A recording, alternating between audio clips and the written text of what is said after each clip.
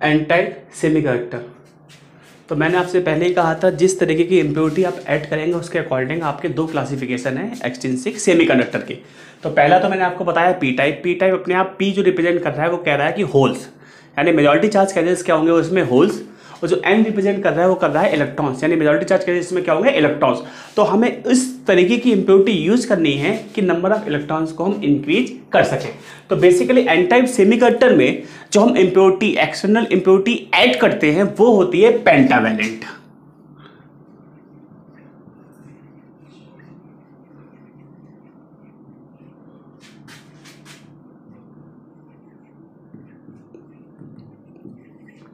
Pentavalent impurity.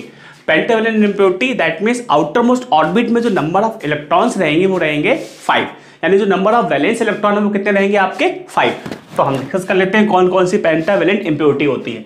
बहुत simple सा तरीका है,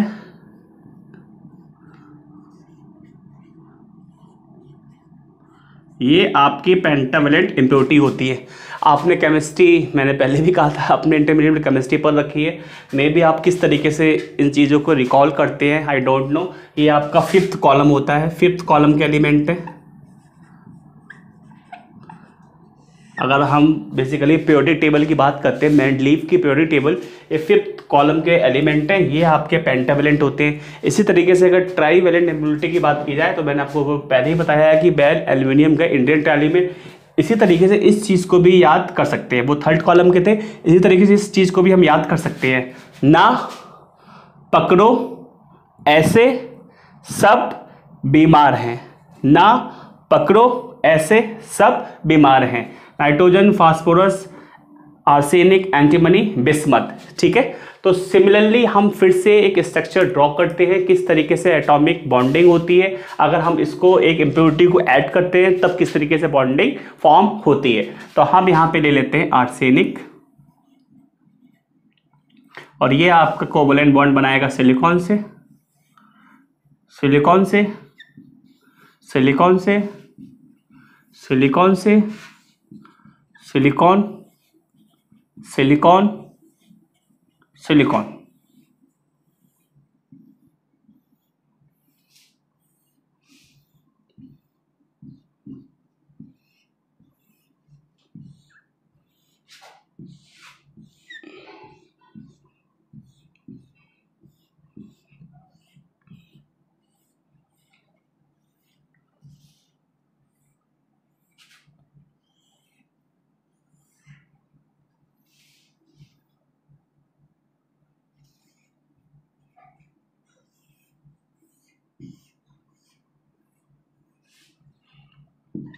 इलेक्ट्रॉन, इलेक्ट्रॉन, इलेक्ट्रॉन।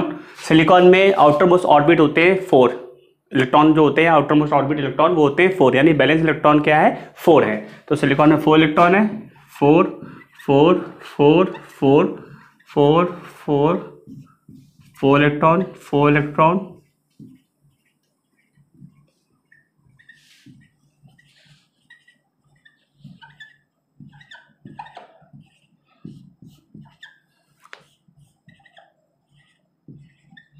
तो आप देख सकते हैं कि आर्सेनिक में जो नंबर ऑफ इलेक्ट्रॉन है आउटर मोस्ट ऑर्बिट में कितने हैं 5, यानी आर्सेनिक में 5 बैलेंस इलेक्ट्रॉन है।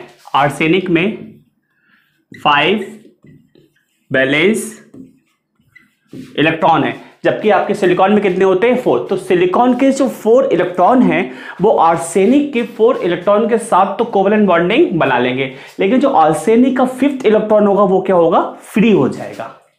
तो सिलिकॉन का ये इलेक्ट्रॉन इसके साथ कोवलेंट बॉन्डिंग, ये इलेक्ट्रॉन इसके साथ कोवलेंट बॉन्डिंग, ये इलेक्ट्रॉन इसके साथ, ये इलेक्ट्रॉन इसके साथ, तो एक इलेक्ट्रॉन आपका क्या हो गया, फ्री हो गया। Free electron. तो आप देख सकते हैं जैसे ही मैंने पेंटावैलेंट इम्प्योरिटी आपका प्योर सिलिकॉन में ऐड की, यानी इंट्रिंसिक सेमीकंडक्टर में, तो क्या हुआ, पेंटावैलेंट इम्प्योरिटी जो थी जिसके 5 बैलेंस इलेक्ट्रॉन थे, तो 4 ने तो बना लिया कोवलेंट बॉन्ड सिलिकॉन के 4 बैलेंस इलेक्ट्रॉन के साथ में, और एक इलेक्ट्रॉन क्या हो गया, फ्री। तो मैं इस इम्प्योरिटी को ऐड करके क्या कर रहा हूं, मैं इस इम्प्योरिटी को ऐड करके नंबर ऑफ इलेक्ट्रॉन्स को इंक्रीज कर रहा हूं।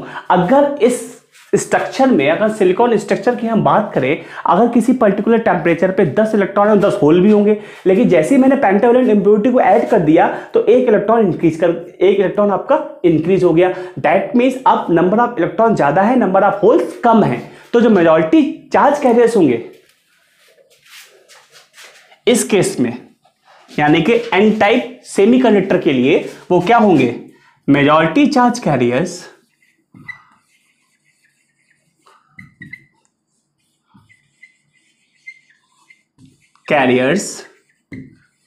यहां पे इलेक्ट्रॉन होंगे और माइनॉरिटी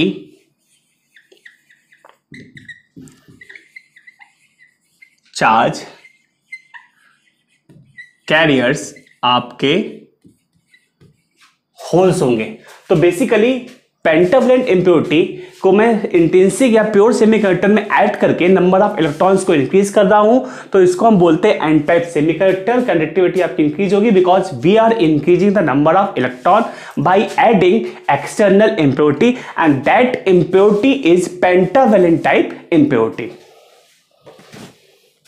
तो आई थिंक एन टाइप भी आपको समझ में आ गया होगा। तो एन टाइप में आपके नंबर ऑफ इलेक्ट्रॉन भी है, नंबर ऑफ होल्स भी हैं और आपका एक इलेक्ट्रॉन ज्यादा भी है। एक इलेक्ट्रॉन ज्यादा है दैट मीन्स ये इलेक्ट्रॉन हम किसी को डोनेट कर सकते हैं। तो बेसिकली अगर हम डोनर और एक्सेप्टर इंप्योरिटी की बात करें तो आपका जो पी टाइप होता है उसमें जो इंप्योरिटी हम यूज करते हैं, उसमें पी टाइप जो आपका सेमीकंडक्टर मटेरियल होता है उसमें हम जो यूज करते हैं वो होती है acceptor impurities. Acceptor impurities that means जो पी टाइप सेमीकंडक्टर है उसमें जो इंप्योरिटी हम ऐड कर रहे हैं ट्राइवैलेंट, उसकी वजह से ये एक इलेक्ट्रॉन को एक्सेप्ट कर सकता है क्योंकि उसमें एक होल क्रिएट हो गया, एक एम्प्टी लोकेशन क्रिएट कर दी। सिमिलरली अगर एन टाइप की हम बात करें, एन टाइप तो जो आपकी इंप्योरिटीज होती है वो होती हैं डोनर।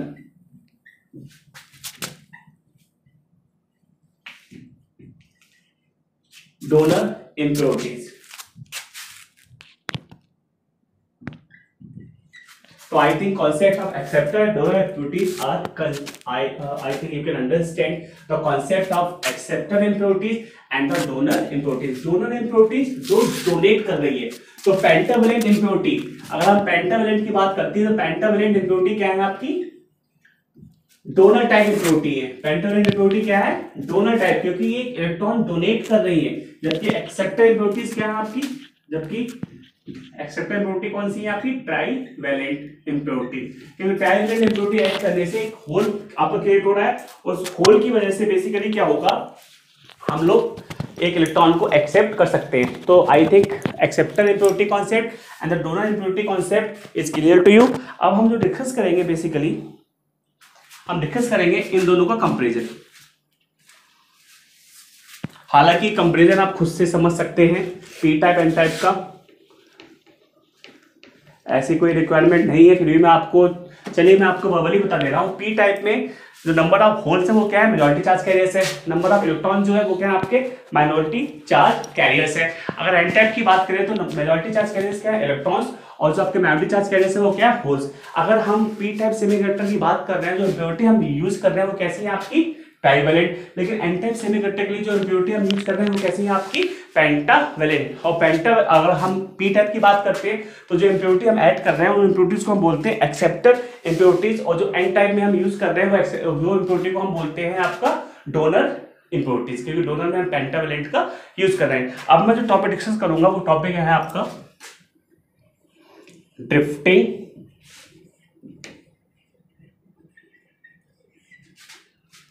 And diffusion.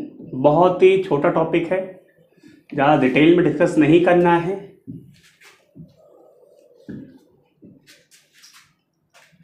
बहुत ही सिंपल टॉपिक है। तो हम पहले बात करेंगे डिफ्यूजन की।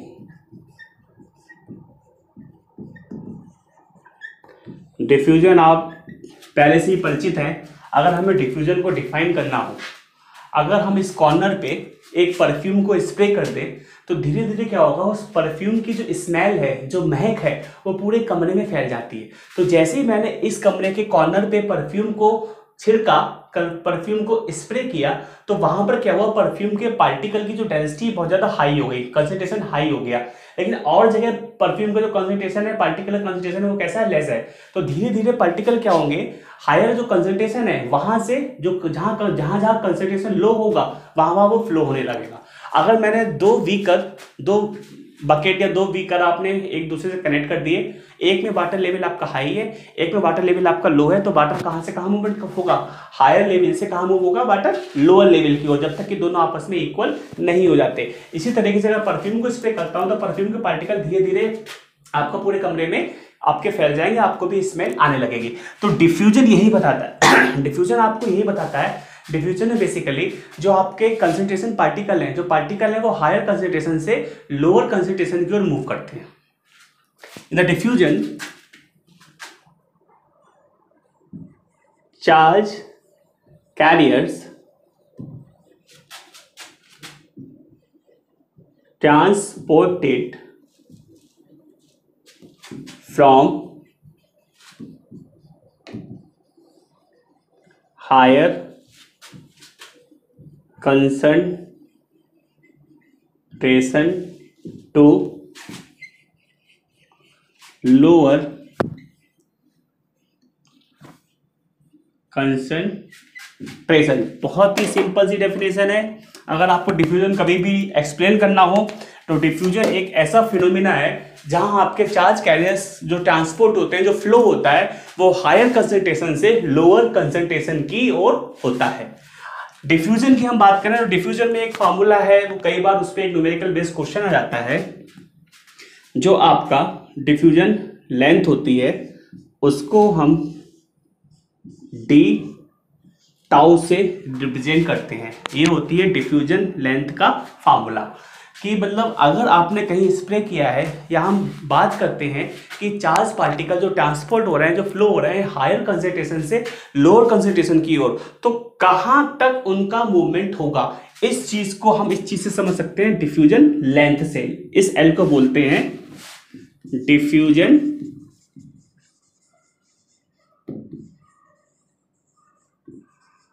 लेंथ, इस डी को बोलते हैं डिफ्यूजन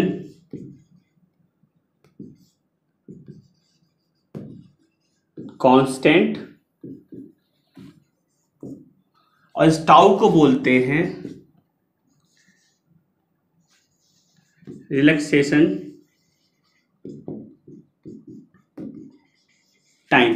तो ये फॉर्मूला होता है L is equal to under the root of D tau. तो अगर आपको डी और टाउ गिवन है, उस केस में आप कैपिटल L की वैल्यू को इजीली डिटरमाइन कर सकते हैं। अगर आइंस्टीन रिलेशन की बात करूं, एक रिलेशनशिप हम यूज करते हैं, इसे बोलते हैं आइंस्टीन रिलेशनशिप या आइंस्टीन रिलेशन। इसके अकॉर्डिंग जो D डिवाइड बाई म्यू होगा वो होगा VT, जहां D क्या है आपका डिफ्यूजन कांस्टेंट, म्यू क्या है आपका मोबिलिटी, और जो VT है आपका उसको बोलते हैं थर्मल वोल्टेज, और इसकी वैल्यू होती है 26 millivolt at room temperature.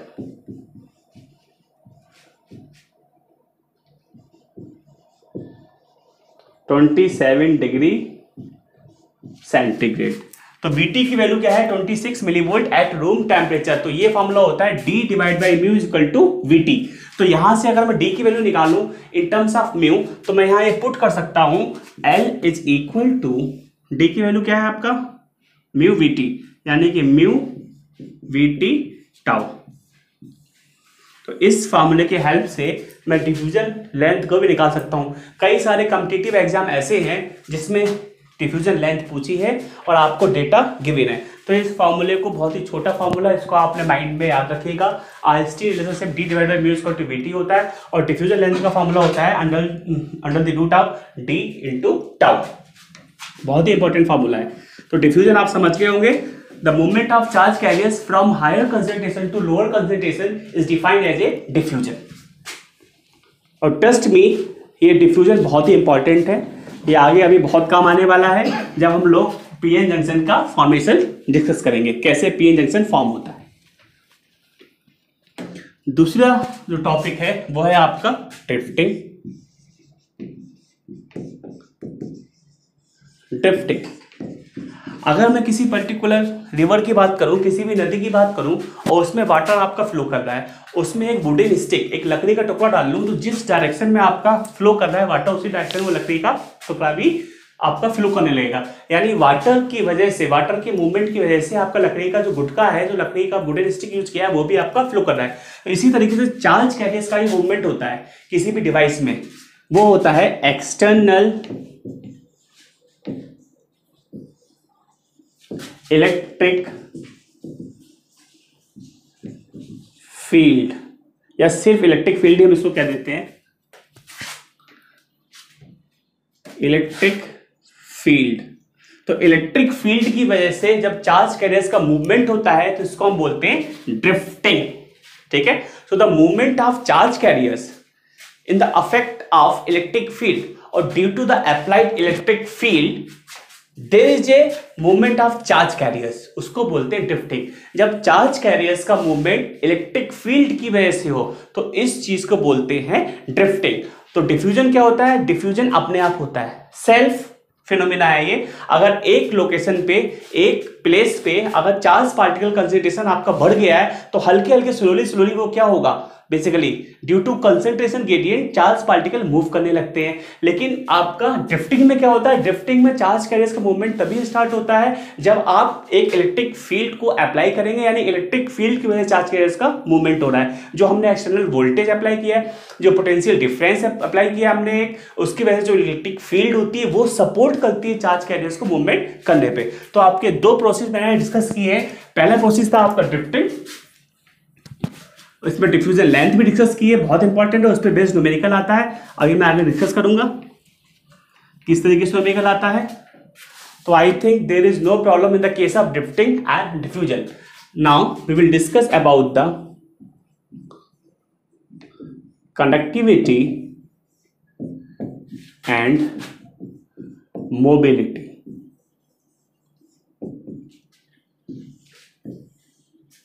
तो पहले तो हम डिस्कस करते हैं कंडक्टिविटी को।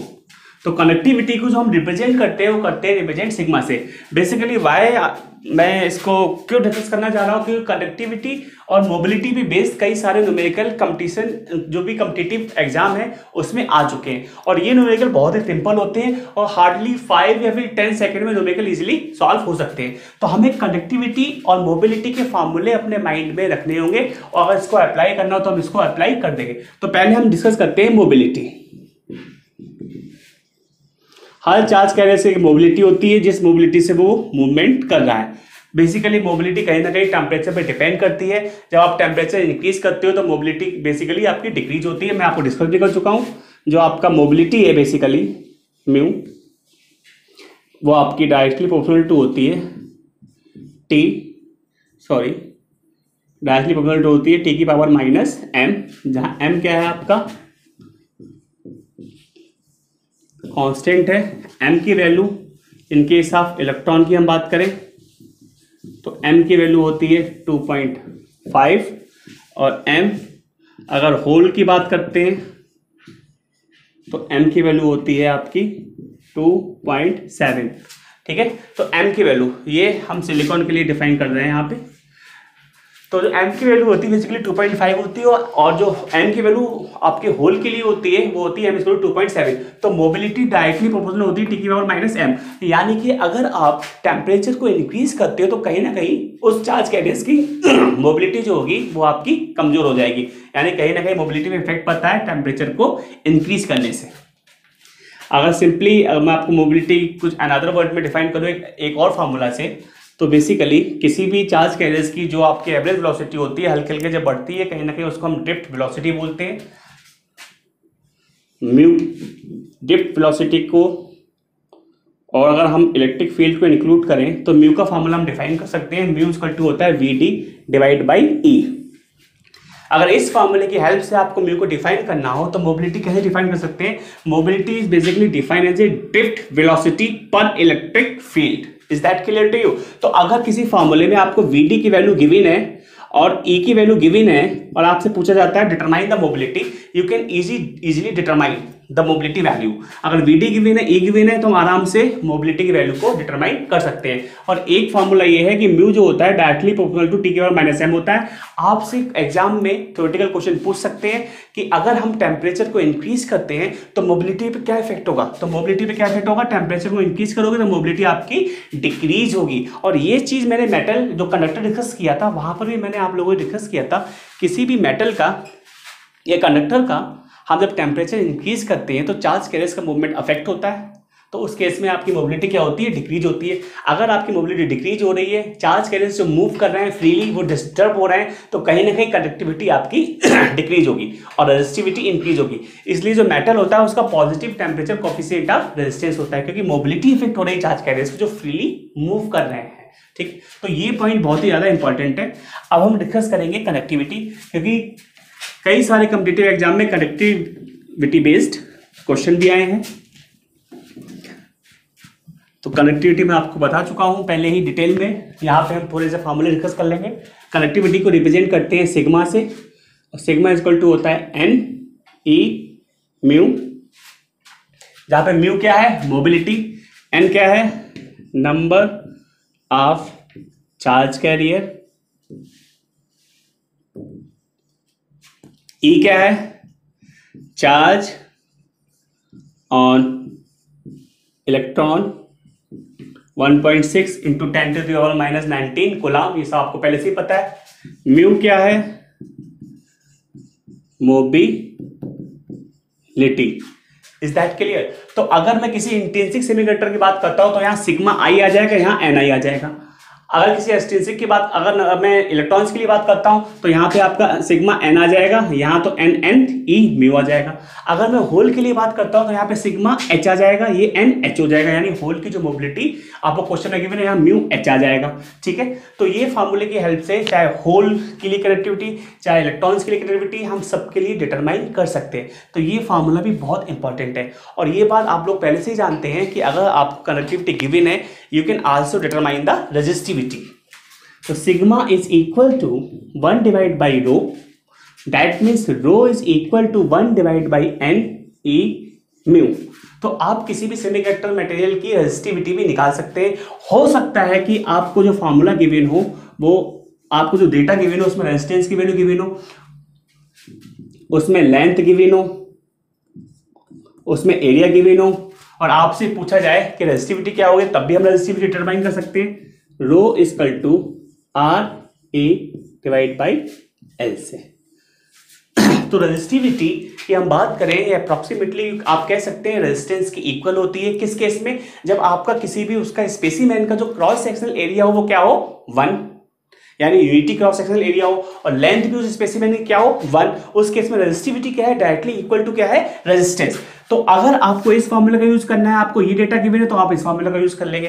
अगर आपको एन ई म्यू दिया है तो आप इस फॉर्मूला का यूज करेंगे।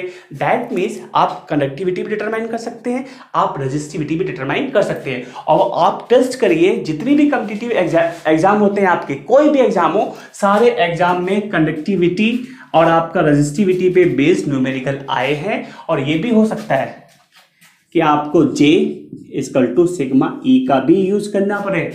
आपको J equal to sigma E, जहां पे J क्या होता है, J इक्वल टू होता है I डिवाइड बाई A। इसको बोलते हैं करंट डेंसिटी।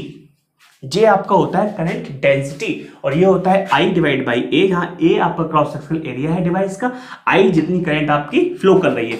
J आपका होता है करंट डेंसिटी। सिग्मा कनेक्टिविटी होता है, E क्या होता है, इलेक्ट्रिक फील्ड। और E को भी आप लिख सकते हैं, E इक्वल टू होता है V divide by L। E equal to होता है V डिवाइड बाई L, जहां V जो होता है वो होता है वोल्टेज, जितना वोल्टेज आपने किसी स्पेसिमेन डिवाइस पे अप्लाई किया है। L जो होती है वो होती है लेंथ। तो यही फार्मूले हैं जो बहुत ज्यादा इंपॉर्टेंट है, और इन फार्मूले की हेल्प से मैं न्यूमेरिकल को इजीली सॉल्व कर सकता हूँ। और हर कम्पिटिटिव एग्जाम में, जितने भी कम्पिटिटिव एग्जाम जो मैंने एनालिसिस परफॉर्म किया है, मैंने कई सारे क्वेश्चन पेपर चेक किए हैं कई सारे कम्पिटिटिव एग्जाम के, उन हर कम्पिटिटिव एग्जाम में आपके इन फॉर्मूले पे बेस्ड न्यूमेरिकल आए हैं और इन फॉर्मूले की हेल्प से आप डायरेक्टली उन क्वेश्चन को सॉल्व कर सकते हैं। ठीक है, तो n equal to sigma equal to N E mu, sigma equal to 1 divide by rho, sigma rho equal to 1 divide by N E mu, because sigma equal to होता है 1 बाई रो। अगर R L A given है, rho equal to R A by L, और अगर J equal to होता है sigma ई। अगर जे given है या आई ए गिवन है, आप जे निकाल सकते हैं, ई गिवन है आप जे गिवन है तो आप सिग्मा निकाल सकते हैं। तो ये फॉर्मूले हर तरीके से आप यूज किसी भी तरीके से अप्लाई करके कोई भी न्यूमेरिकल आप सॉल्व कर सकते हैं। और इसके बाद मैं आपसे कुछ न्यूमेरिकल डिस्कस करूंगा और वो न्यूमेरिकल बहुत ही इंपॉर्टेंट है, उनको समझिए और किस तरीके से इन फार्मूलों को यूज करना है उन न्यूमेरिकल को सॉल्व करने के लिए। मैंने आपको बहुत सिंपल सा तरीका बताया हुआ है कि कोई भी न्यूमेरिकल क्वेश्चन हो, हमारा पहला जो काम है, जो पहली प्रायोरिटी होनी चाहिए, हम जितना न्यूमेरिकल डेटा है वो एक साइड में इकट्ठा कर लें। जैसे ही आपको सारा डेटा एक लोकेशन पे लिखा हुआ मिल जाएगा, हम ज़्यादातर स्टूडेंट्स एग्जाम में यही गलती करते हैं, हम क्वेश्चन पढ़ते हैं और फार्मूला सोचने लगते हैं। इससे फार्मूला आपको याद नहीं आएगा। लेकिन अगर सारा डेटा एक सिंगल लोकेशन पे हम कलेक्ट करके लिख लें तो उस डेटा को एनालिसिस करके आपको फार्मूला याद आ सकता है। तो किसी भी क्वेश्चन में जब भी कोई न्यूमेरिकल डेटा गिवन हो तो सबसे पहले आप उस डेटा को लिख लीजिए और उस डेटा को एनालिसिस करिए कि किस तरीके से हम पर्टिकुलर क्वेश्चन को सॉल्व कर सकते हैं। अब यहाँ पे हम कुछ न्यूमेरिकल प्रॉब्लम को डिस्कस करने जा रहे हैं। बहुत ही छोटी छोटी प्रॉब्लम है, ठीक है।